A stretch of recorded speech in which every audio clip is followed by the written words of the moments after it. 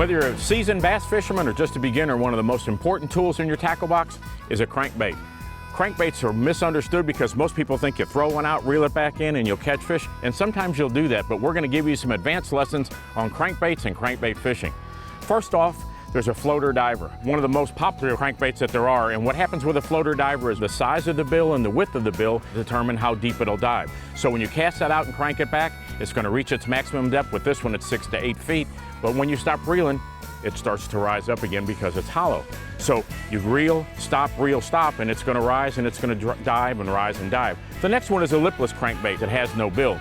It's got a lot of vibration and a lot of noise, a lot of rattles built up in there.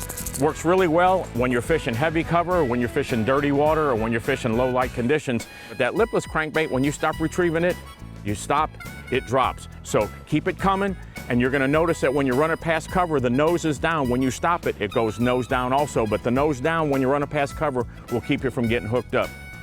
Another variety of crankbaits is a jerkbait. Jerkbait for only about 2 months of the year is worth anything. It will dive 7 or 8 feet and suspend. Works really well, excels in clear, cold water, but for us, that's only in the winter months. Most of the time, I've got it out of my tackle box.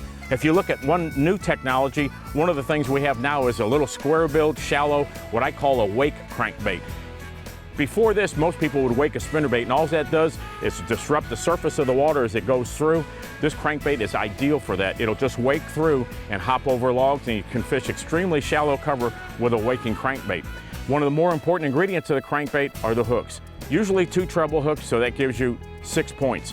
I will sharpen those until they're sticky sharp, because a crankbait is going to be a little bit harder to catch that fish on if you don't have a real good sharp hook. The next ingredient is going to be the hook set, which is completely different.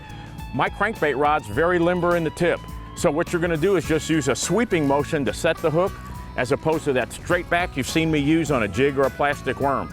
And finally, when you start looking at this, if you want to get a little more depth out of your crankbait, there's a little trick to that. Once you've got it to its maximum depth, if you change lines, 20-pound test line, 10-pound test line, because that's a smaller diameter. What's going to happen with this is going to dive deeper, this will stay shallower. You want it to get deeper, smaller line. You want it to stay shallow, a thicker line, a higher diameter line. You simulate a stop and go retrieve with that, and what's going to happen is it's going to look like a minnow trying to escape.